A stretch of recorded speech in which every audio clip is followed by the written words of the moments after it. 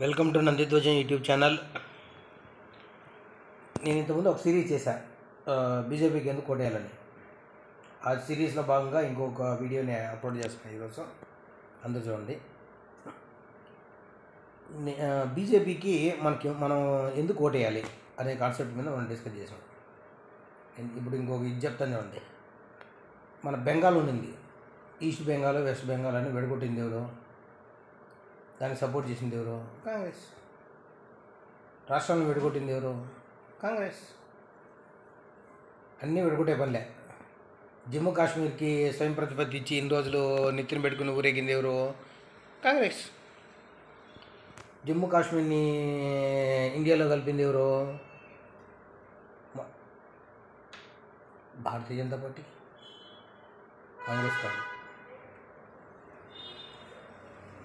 Next సిక్కుల్ని సువర్ణ దేవాలయంలో చంపి చేసింది ఎవరు? కాంగ్రెస్.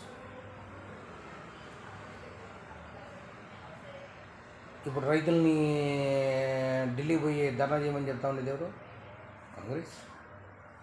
చెడ్డ పనులు చేసిన వాళ్ళకి వేస్తామా, మంచి పని చేసిన వాళ్ళకి వేస్తామా? మంచి పని చేసిన వాళ్ళకి వేస్తాం, అంటే మోడీకి వేస్తాం, అంతేగా. ఇప్పుడు తెలిసిపోయిందా మోడీకి ఎందుకు ఓటు వేయాలన్నా? Thank you very much.